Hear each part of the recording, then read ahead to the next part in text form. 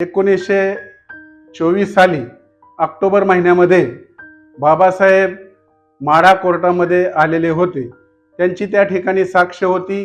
त्यांनी त्या ठिकाणी आर्ग्युमेंट केलेलं होतं आणि त्या आर्ग्युमेंटचा विषय असा होता की वालचंद रामचंद्र कोठारी यांच्या मुलाच्या विषयी ती केस होती आणि बाबासाहेबांनी ती केस जिंकून दिली आणि त्यामुळं वालचंद कोठारी यांना अतिशय आनंद झालेला होता।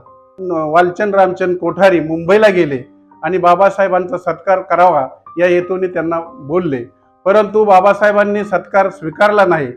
मग वालचंद कोठारी म्हणाले की बाबासाहेब, तुम्ही मला एवढी मदत केलेली आहे, तुम्ही एक आम्हाला आनंदाचा क्षण मिळवून दिलेला आहे, त्या प्रित्यर्थ मला काहीतरी तुम्हाला मदत करावीशी वाटते, तेव्हा मी काय मदत करावी। त्यावेळेला बाबासाहेब थोडे गालामध्ये हसले आणि म्हणाले की नंतर आपण बघू। 1925ला बाबासाहेबांना त्यांचे फॅमिली डॉक्टर उदगावकर यांनी सांगितले की रमामातेला दिवस गेलेले आहेत, तेव्हा रमामाते आता हवा पालटण्यासाठी कुठल्या तरी चांगल्या हवेच्या ठिकाणी, निसर्गरम्य ठिकाणी रमामातेला तुम्ही काही दिवसासाठी घेऊन जायला पाहिजे।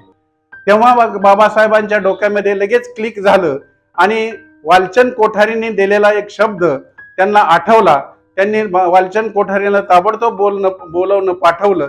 वालचंद कोठारी आले आणि बाबासाहेब त्यांना म्हणाले, तुमच्या मळ्यामध्ये आम्हाला काही दिवस राहायचं आहे, वास्तव्य करावायचं आहे। बाबासाहेबांनी असं म्हटल्यानंतर वालचंद कोठारी अतिशय खुश झाले आणि बाबासाहेबांना त्यांनी आपल्या मळ्यामध्ये वास्तव्यासाठी जागा दिली। बाबासाहेबांना त्यांचा स्वभाव आवडला होता आणि मग बाबासाहेब त्यांच्या मळ्यामध्ये जवळजवळ 1.5 पावणे 2 महिने आपल्या रमामाते सहित राहिलेले आहेत।